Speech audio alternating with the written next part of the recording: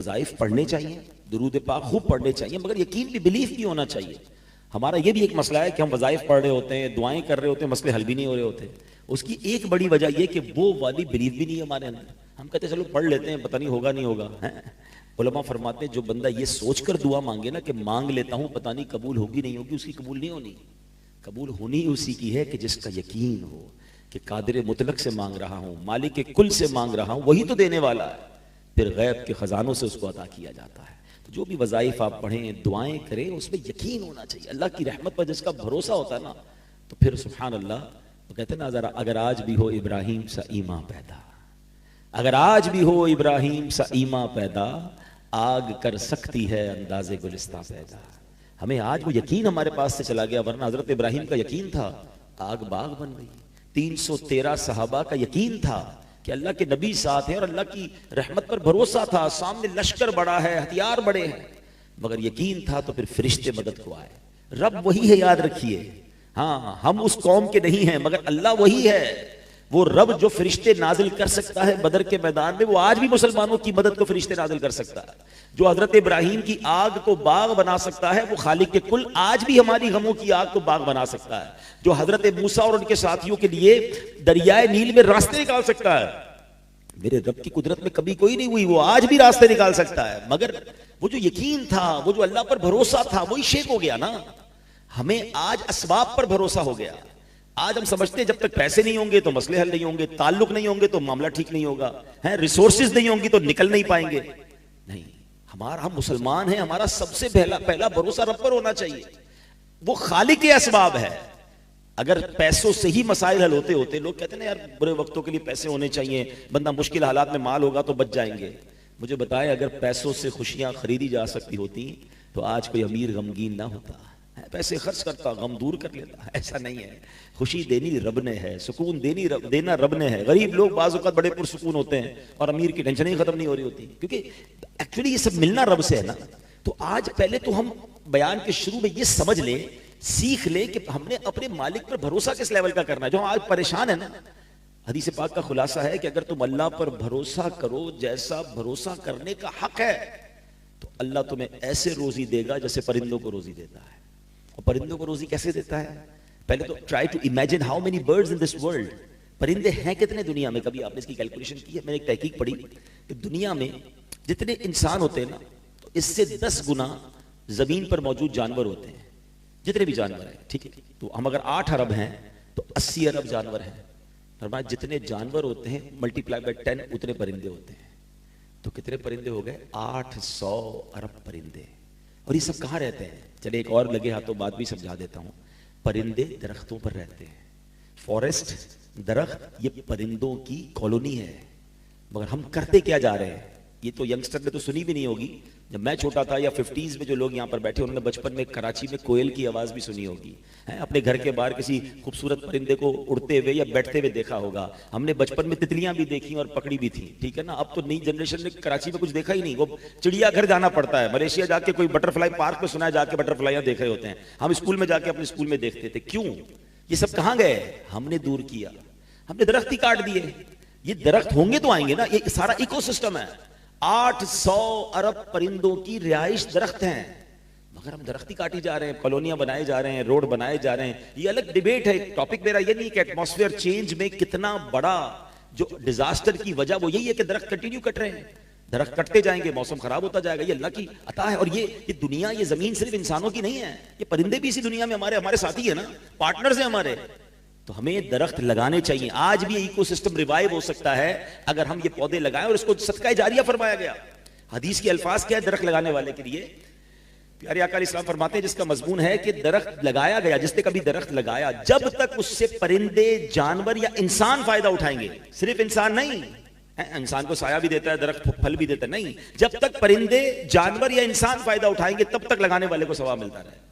कई दरख्त लगे सैकड़ों साल पुराने, सदियों सवाब देता है दरख्त। तो सदका जारिया की नीयत से दरख्त लगाने चाहिए, परिंदों का ख्याल रखना चाहिए। अल्लाह की मखलूक है। अब हदीस में क्या फरमाया? अल्लाह ऐसे रोजी देता। अब कितने परिंदे मैंने बताया? एक एवरेज, एक रिसर्च के मुताबिक 800 अरब अगर परिंदे इस वक्त दुनिया में हैं। ये सब सुबह जब अपने घोंसले से निकलते हैं ना, सारे भूखे होते हैं। एक भी परिंदे के घोंसले में 4-5 दिन का स्टोर नहीं है। ये दुनिया में एक ही मखलूक है इंसान जो जमा करता है। ना आपको किसी जानवर के पास स्टॉक मिलेगा, ना किसी परिंदे के पास स्टॉक मिलेगा। बकरा ईद में जानवरों को खिलाते हो ना, हैं? कभी देखा कि चारा आपने रखा हो तो गाय ने साइड पे कर लिया हो कल क्या खाना है, बकरे ने थोड़ा सा और साइड कर लिया हो कि परसों के लिए क्या होगा। इनको कुछ नहीं परवाह, इनको आपने अभी खिलाया खा लिया, कल की अल्लाह देगा। इतना तवक्कुल होता है जानवरों में। हदीस के अल्फाज बड़े प्यारे हैं, अल्लाह ऐसे तुम्हें रोजी देगा जैसे परिंदों को देता है। वो सुबह सारे भूखे निकलते हैं, 800 अरब परिंदे। शाम जब घोंसले में आते हैं सबको रोजी मिल चुकी होती है। वो खालिक सबको रोजी देता है, मगर इधर भरोसा ही नहीं है कल क्या होगा, जंग होने वाली है, पता नहीं डॉलर किधर चला जाएगा। गोल्ड रख लो भाई, गोल्ड नहीं होगा तो कुछ क्या होगा, है जनाब हमारी प्रॉपर्टी का क्या, टेंशन नहीं हमारी खत्म नहीं हो रही है। अरे भाई जिस रब ने बनाया है ना, जिसने पैदा किया है उसी ने वादा किया है रिस्क का। जितना मेरे नसीब में है मिलकर रहेगा। ना मेरी टेंशन से मैं बढ़ा सकूंगा, ना ज्यादा प्लानिंग से घटा सकूंगा, कुछ नहीं होना। Go with the flow, easy रहो यार, अल्लाह की रहमत पर भरोसा रखो। जो सबके साथ होगा वो हमारे साथ होगा ना। बस तमन्ना क्या हो, ये दुनिया तो जैसी तैसी गुजरनी है। मेरी मौत अच्छी हो जाए, मेरा खात्मा अच्छा हो जाए, मैं ईमान सलामत लेकर जाऊं और अल्लाह की रजा के साथ जाऊं, क्योंकि उधर मेरे आमाल काम आएंगे। इधर तो आप चेक कर रहे हो ना कि डॉलर, ऑयल, प्रॉपर्टी, उधर कुछ भी काम नहीं आएगा। उधर फकत मैं हूंगा, मेरे अमाल होंगे और मेरी कब्र होगी। जिस कब्र में हम सब ने जाना है ना, वो 2 गज की ही है। 5000 गज के प्लॉट में रहने वाले की भी 2 गज की कब्र है, फुटपाथ में मरने वाले की भी 2 गज की कब्र है। दुनिया का सबसे महंगा सूट पहनने वाले को भी कोरे लट्ठे का वही कफन पहनाया जाएगा, और बेचारा जिसके फटे पुराने दुनिया में कपड़े उसको भी एग्जैक्टली वही कफन पहनाया जाएगा। कभी आप नहीं सुनोगे यार ये बहुत बड़ा सेठ है जरा इसकी कब्र बड़ी बना दो, यार ये बहुत मालदार था इसका रेशमी कफन बना दो। नो नो नो, ना कफन में जेब है, ना कब्र में तिजोरी है, सिर्फ अमाल जाएंगे। तो इन तमाम हालात में तो और अंडरस्टैंड करना चाहिए, कभी भी जा सकते हैं यार, कभी भी कुछ हो सकता है, कभी भी हमारा आखिरत का सफर शुरू हो सकता है। तो हम फिर उसकी तैयारी कब करेंगे? आप सच बताऊं ना, ये माह रमजान हमारे लिए गोल्डन चांस अल्लाह ने दिया है। मरने से पहले हमें एक और रमजान दे दिया। हमें क्या पता अगला रमजान हमारे नसीब में है कि नहीं। पिछले रमजान में कई लोग थे हमारे साथ जो इस रमजान में नहीं है, और वो सारे बुजुर्ग नहीं थे, कई नौजवान चले गए। अभी पिछले दिनों गुल प्लाजा में वाकया हुआ, कैसा वाकया था यार, हिला के रख दिया पूरे कराची को।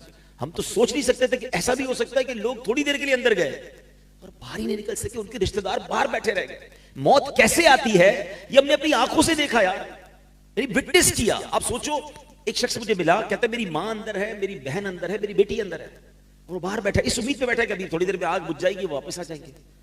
कोई नहीं आया, बच्चे थे, औरतें थी, पता नहीं होता किसी को कि कब बारी आ जाए, हमें कुछ नहीं पता, हम तैयार रहे।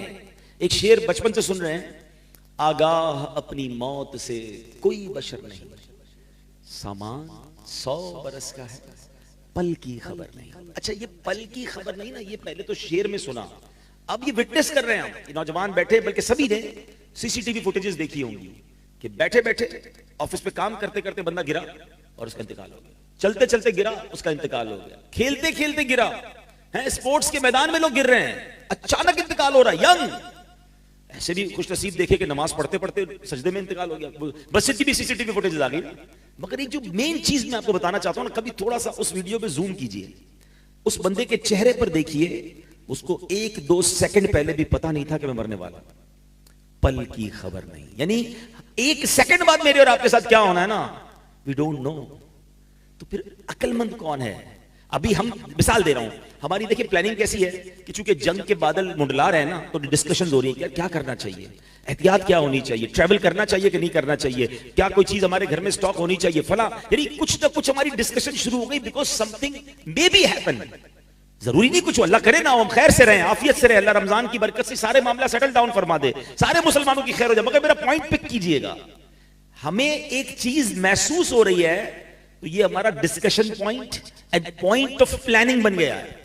ऐसा ही है ना, ये तो महसूस हो रही है, मैं तो कंफर्म रिपोर्ट दे रहा हूं कि मुझे और आपको मरना है। मेरी जो गुफ्तगू है इसमें तो कोई इमेजिन, वो मे बी और मे नॉट तो नहीं है ना, 100% वी हैव टू डाई, सबने जाना है कब्र में, और नोबडी नोज व्हेन, कब, ये आज भी हो सकता है ना। ऐसा ही है कि हमारे पास कोई डेट तो नहीं है कि भाई मेरा फला इतने सालों के बाद इंतकाल होगा। तो जब इतनी रियल सिचुएशन है, इतनी रियलिटी है मौत, तो अक्लमंद वो है कि रोजाना ऐसे जिए कि अगर आज भी मर गया ना तो अल्लाह राजी होगा। तो रमजान ये 30 डेज मुझे और आपको एक बड़ा गोल्डन चांस मिला है कि अपनी आदतें अच्छी कर ले। देखिए दुनिया का दस्तूर क्या है कि कोई भी अच्छी आदत अपनाने के लिए हमें कुछ दिन रिक्वायर्ड होते हैं, या कोई भी बुरी हैबिट निकालने के लिए कुछ दिन रिक्वायर्ड होते हैं। कहते हैं ना first 20 days are very difficult to adopt anything. कोई भी चीज आप अपने जिंदगी में शामिल करेंगे ना तो आपको 20 दिन स्ट्रगल करनी पड़ती है। कोई आपने डाइट शामिल करनी है, मिसाल देता हूं, कोई कहता है रात से चीनी वाली चाय नहीं पीनी, तो मुश्किल लगेगी ना पहले 10-15 दिन, फिर आदत हो जाएगी, टेस्ट बड चेंज हो जाएगा। खाने पीने में कोई चीज छोड़नी है, हैं आजकल लोग डाइट कर रहे हैं, रोटी नहीं खाऊंगा या चावल नहीं खाऊंगा या फला चीज नहीं खाऊंगा, पहले 15-20 दिन टफ, उसके बाद सेटल डाउन हो जाता है। वर्जिश शुरू करनी है या कोई भी चीज शामिल करनी है या रिमूव करनी है, यू रिक्वायर 20 to 30 डेज। उसके बाद आपकी लाइफ उसकी बॉडी आदी हो जाती है। ऐसा ही है। अब अगर इसी तरह रमजान को ले लें कि स्पिरिचुअली अपलिफ्ट करने के लिए अल्लाह ने ये हमें 1 महीना दे दिया है, अच्छी आदतें अडॉप्ट कर लो और बुरी आदतें अपने अंदर से निकाल लो, क्योंकि शैतान बंद है। और रमजान के बाद इस तमाम 30 डेज के बाद जिंदगी बिल्कुल स्मूथ अल्लाह की इबादत में, अल्लाह की रिजा वाले कामों में गुजारो। मगर अनफॉर्चुनेटली हो क्या रहता है, हर साल क्या होता है कि रमजान में वाकई बड़े अच्छे बच्चे बन जाते हैं, नमाजें भी पढ़ रहे हैं, रोजे भी रख रहे हैं। आज देखे ना रात को इस वक्त भी आप बयान सुनने आ गए, वरना आप सबको मैं जमा कर सकूं कभी रमजान के अलावा, है कैसे अच्छे बच्चे बने हुए सारे आ गए। लेकिन ये सिर्फ रमजान में क्यों? क्या रमजान के बाद नमाज नहीं है? अब मैं एक बड़ी अजीब कैफियत में हूं पिछले जुम्मे की नमाज से, अजीब सा ख्याल आया मुझे, और मैं जहां जहां बयान कर रहा हूं तो लोग वाकई कहते हैं सही कह रहे हैं आप सबने इस बार जुम्मा पढ़ा। रमजान में 2 जुम्मे हम पढ़ चुके हैं ना, इन दोनों जुम्मों में मस्जिदों का हाल क्या था? जिस भी मस्जिद में आपने जुम्मा पढ़ा हाउसफुल, मस्जिद के बाहर क्राउड था, ऐसा ही है। क्या रमजान से पहले जुम्मे में इतना क्राउड था? रमजान जब नहीं आया तो इतना क्राउड होता था? तो नहीं था।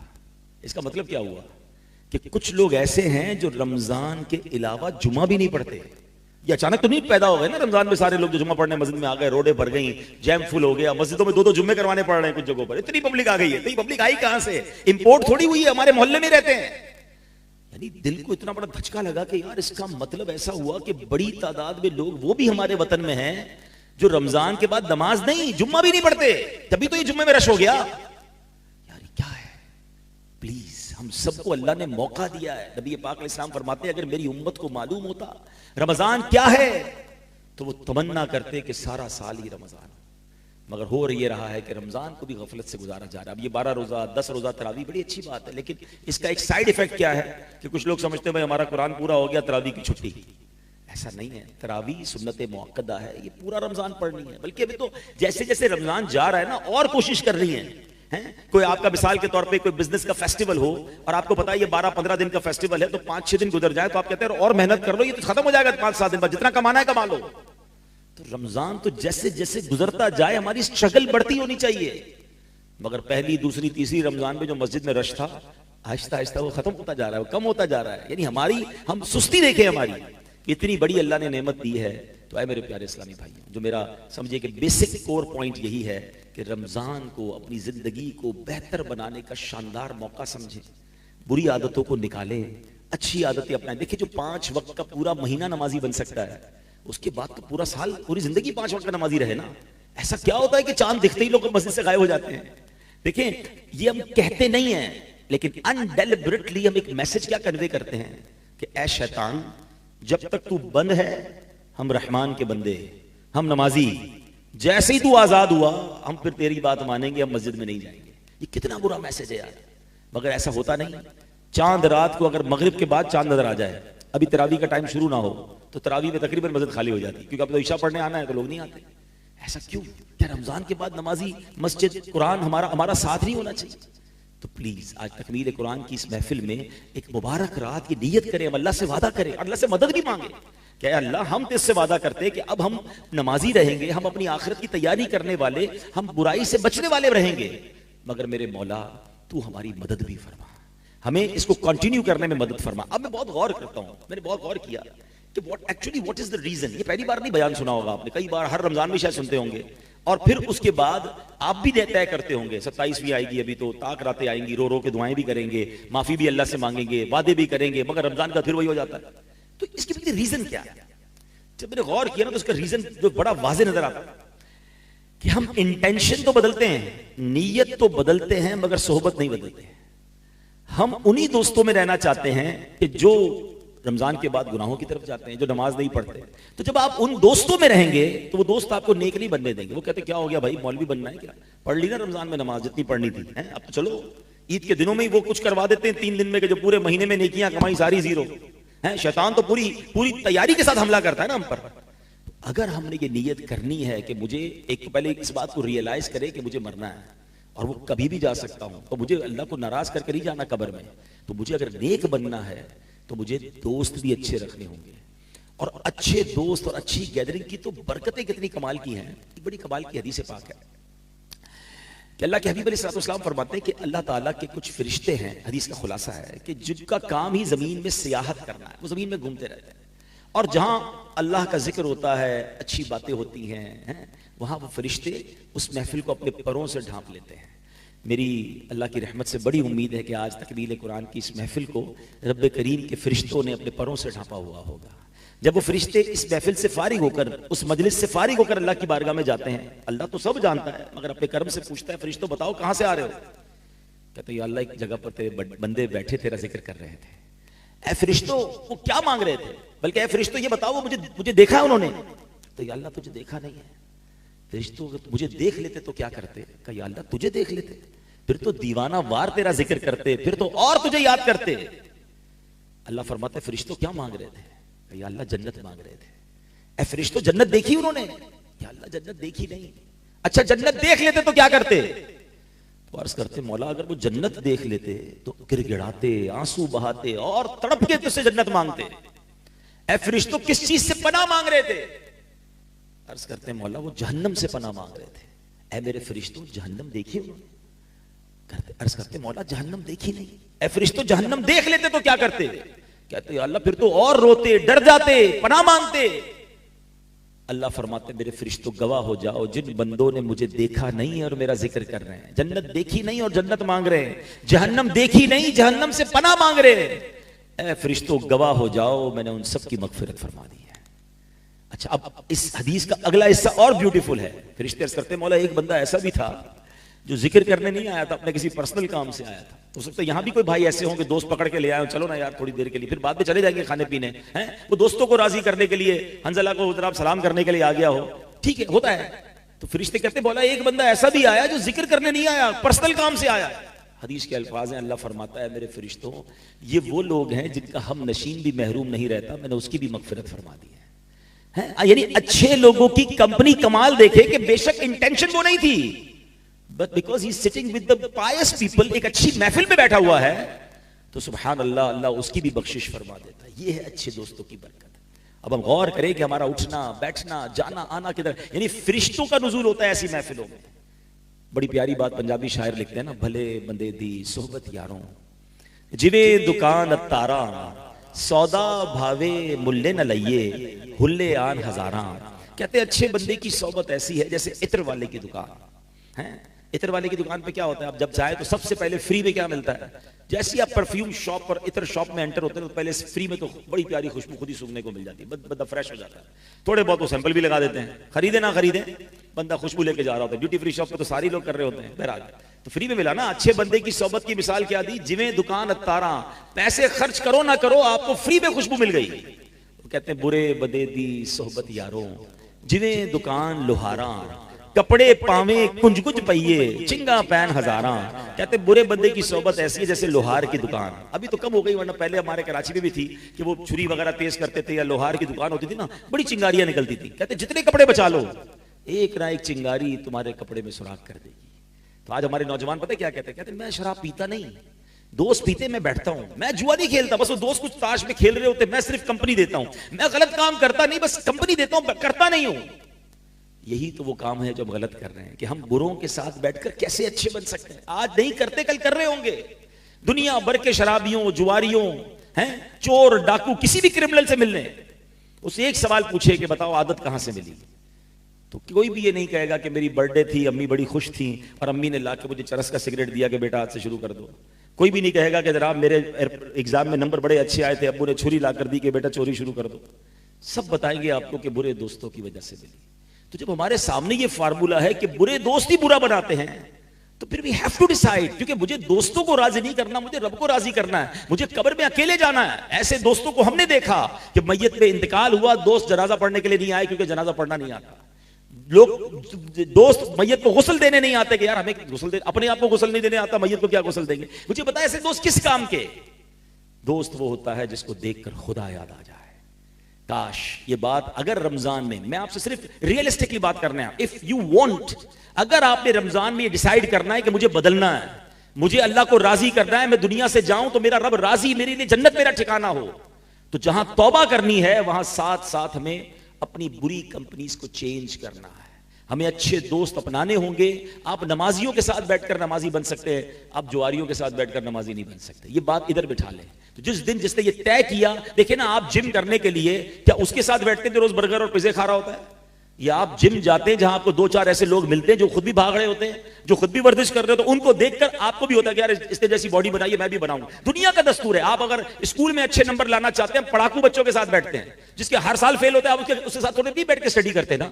दुनिया में सबको समझ आती है यार, बिजनेस अच्छा करना है तो अच्छे बिजनेसमैन से टिप्स लेनी है, वर्जिश अच्छी करनी है तो अच्छे वर्जिश करने वाले से टिप लेनी है, स्कूल कॉलेज यूनिवर्सिटी में अच्छे नंबर लेने तो बेस्ट स्टूडेंट से टिप लेनी है, और नेक बनना है तो जुआरियों के साथ बैठना है। ये कैसे होगा? यानी हम खुद ही अपने साथ मजाक कर रहे होते हैं, यानी हमारी इंटेंशन ही दुरुस्त नहीं है। तो बहरहाल मैंने चंद बातें अर्ज कर दी हैं कि सुभान अल्लाह, अच्छों की सोहबत जो है वो तुझे अच्छा बना देगी। तो माह रमजान एक्चुअली अगर हम इसको टारगेट ले ले कि इस महीने में हम अल्लाह की रिजा वाले काम भी करें और इसको कंटिन्यू करने के लिए अच्छी सोहबत अपनाए। आज के इस पुरफितन दौर में दावत इस्लामी एक ऐसी नेमत है हमारे पास कि जहां हजारों अल्हम्दुलिल्लाह लोगों की, यूं समझिए कि जिंदगी में इनकलाब बरपा हुआ है। हमारे 19,000 से ज्यादा मदरसे हैं और अल्हम्दुलिल्लाह 5 लाख के करीब बच्चे और बच्चियां बगैर फीस के उसमें कुरान पढ़ रहे हैं, दरसे निज़ामी कर रहे हैं। 7.25 लाख के करीब बच्चे और बच्चियों ने हिफ्स कर लिया, नाजरा पढ़ लिया या दरसे निज़ामी कंप्लीट किया। Look at the huge number. इतनी बड़ी तादाद में अल्लाह की रहमत से आने वाली नस्लों को नेक बनाया जा रहा है। 300 इस्लामिक इंग्लिश मीडियम स्कूल की ब्रांचेस दावत इस्लामी ने दुनिया भर में बना दी हैं। हमारे स्कूल्स हैं, कॉलेजेस हैं, और ये तमाम दीनी कामों के साथ साथ वेलफेयर के काम भी शानदार अंदाज से हो रहे हैं। थोड़ी देर पहले मैंने पौधे लगाने की फजीलत बयान की। 32 से 35 लाख पौधे पाकिस्तान में FGRF जो दावत इस्लामी का वेलफेयर डिपार्टमेंट है उसने पौधे लगाए, और हमारा नारा है पौधा लगाना है, दरख्त बनाना है। यतीम बच्चों के लिए यतीम खाने बन रहे हैं, हमारे मरीजों के लिए क्लिनिक्स, और अल्हम्दुलिल्लाह थैलेसीमिया के मरीज बच्चों को अब तक 87,000 के करीब खून की बोतलें अल्हम्दुलिल्लाह दावत इस्लामी के शोबे FGRF ने दी हैं। तो वेलफेयर का काम हो या दीनी काम हो, एक ह्यूज इम्पैक्ट है। Madani channel, media, social media, एक इतना बड़ा वो काम हो रहा है। आप कभी अगर मौका मिले तो इफ्तार या सहरी ट्रांसमिशन में सिर्फ यूट्यूब पर मदनी चैनल की लाइव ट्रांसमिशन के व्यूज़ देखिएगा, और अगर दीगर इस्लामिक जो चैनल या दीगर चैनल सहरी और इफ्तार ट्रांसमिशन चला रहे हैं उसका मुकाबला अगर आप कंपेयर करेंगे तो आपको अंदाज़ा होगा कि कितना ह्यूज इम्पैक्ट अल्हम्दुलिल्लाह और कितनी बड़ी व्यूवरशिप के साथ लोगों तक सही इस्लाम की पिक्चर पहुंचाई जा रही है। हमारा एक यूट्यूब चैनल है, यंगस्टर ज़रा सोशल मीडिया को ज़्यादा फॉलो करते हैं। एक तो आपके लिए फिगर बड़ा अजीब होगा कि हमारे 7 करोड़ से ज़्यादा फॉलोवर्स और सब्सक्राइबर्स पूरे तमाम सोशल मीडिया के अकाउंट्स में मिलाकर हैं। मगर हमारा एक टॉप इस वक्त अल्हम्दुलिल्लाह जो चैनल यूट्यूब पे जा रहा है किड्स लैंड के नाम से है, अगर आप अभी भी उसको चेक करेंगे तो पाकिस्तान के 7वें नंबर पे वो यूट्यूब चैनल है। 20 मिलियन से ज़्यादा उसके सब्सक्राइबर हैं, और अल्लाह की रहमत से करोड़ों व्यूज़ उसके रोज़ाना की बुनियाद पर आते हैं। और इसकी वजह क्या है कि उसमें हमने ऐसे इस्लामिक कार्टून्स बनाए जिसपे कोई म्यूज़िक नहीं है, कोई बेहयाई नहीं है। हम बच्चों से कार्टून छुड़वा नहीं सकते, तो हमने एक ऐसे इस्लामिक कार्टून्स बनाए कि जिसको देखकर वो सुन्नतें सीखें, वो इल्म दीन सीखें, वो अपने माँ बाप का अदब करें, वो सुन्नत के मुताबिक खाना खाएं, वो किस तरह घर में दाखिल हों, किस तरह घर से बाहर निकलें। गेम में बच्चों को जो है वो अच्छी बातें सिखा दी जाए। तो अल्हम्दुलिल्लाह एक बड़ी हिकमत अमली के साथ दीन का इतना बड़ा काम हो रहा है। तो आपसे गुजारिश है कि अपनी दावत इस्लामी का एक तो हिस्सा बन जाएं, क्योंकि अगर हमने अच्छे दोस्त अपनाने हैं तो ये बड़ा प्यारा माहौल है। और उसके साथ साथ जब इतना बड़ा दीन का काम हो रहा है तो अपनी ज़कात में, अपने डोनेशन में, अपने फितरे में आप कंसिडर करें दावत इस्लामी को। यकीनन पहले हक आपका आपके गरीब रिश्तेदारों का है, आपके गरीब मुलाजमीन का है जो ज़कात के मुस्तहिक हैं, पहले उन्हें दें और फिर दावत इस्लामी का भी साथ दें। और एक आखिरी बात मैं फितरे के हवाले से कर लेता हूँ कि फितरे में हदीस पाक में हमें फरमाया गया 4 किस्म का फितरा है, गंदुम का, जौ का, किशमिश का और खजूर का। यकीनन फितरा तो ईद की नमाज से पहले देना है, मगर रमज़ान में देंगे तो ज़्यादा फजीलतें पहले से अदा हो जाएगा। लेकिन जो मुझे बात असल आपसे करनी है कि हम नॉर्मली क्या करते हैं कि फितरा जब भी दे रहे होते हैं तो फितरे के स्टॉल पे जाकर कहते हैं भाई सबसे सस्ता वाला गंदुम के फितरे की पर्ची बना दो। यकीनन 4 फितरे बयान हुए। एक मिडिल क्लास, एक गरीब आदमी अगर 300 रुपये वाला फितरा देता कोई हरज नहीं है, मगर वो शख्स जिसको अल्लाह ने करोड़ों से अच्छा बनाया, जो सारा रमजान बेहतरीन सहरी इफ्तारी करता रहा, हम में से अक्सर तो वो हैं जो इफ्तार के लिए स्पेशल अजवा खजूर लेकर आते हैं, तो भाई फितरा भी तो अजवा खजूर का देना। अल्लाह ने मुझे और आपको सबसे बेस्ट अल्हम्दुलिल्लाह रमजान गुजरवाए और बारी आई फितरा देने की, तो यार वो सबसे सस्ता वाला दे दे। खुद सोचे कि ईद की तैयारी ऐसे करते हैं, ईद के लिए स्टॉल पे गए, दुकान पर गए और सबसे सस्ते वाले कपड़े दे दो, सबसे सस्ती चप्पल दे दो, ईद बनानी है, बेहतरीन कपड़े पहनेंगे ईद वाले दिन, तो फितरा भी तो बेहतरीन दे। अल्लाह की बारगाह में शुक्राने का एक अंदाज है, जिंदगी का एक उसूल बनाए, एक जुमला याद कर लें, अच्छा देंगे अच्छा मिलेगा। एक बहुत खूबसूरत वाकया 2 मिनट में सुनाकर अपनी बात खत्म करता हूं। एक बुजुर्ग है, उनके घर में किसी ने दस्तक दी कि अल्लाह के नाम पर कुछ दो, तो उन्होंने अपनी ज़ौजा से कहा कि घर में कुछ है, तो उन्होंने कहा कि घर में तो 4 अंडे हैं, ठीक है, तो कहा कि ठीक है 4 दे दो। ज़ौजा ने 4 अंडे दे दिए। थोड़ी देर हुई तो दरवाजे पर दस्तक हुई कि आपके किसी दोस्त ने आपके लिए कुछ भिजवाया है, तो बड़ा सा टोकरा था। बीवी को पूछा क्या आया है? कहा 30 अंडे आए हैं। कहा 30 अंडे कैसे आए? यकीन देखें हमने तो 4 दिए थे, एक का 10 का वादा है, 30 कैसे आया? कहा हुजूर 10 टूटे हुए हैं, आए तो 40 हैं, 30 साबित हैं, 10 टूटे हुए हैं। कहा सच बताओ जो तुमने 4 दिए थे उसकी क्या कैफियत थी? कहा हुजूर 3 पूरे थे, 1 टूटा हुआ था।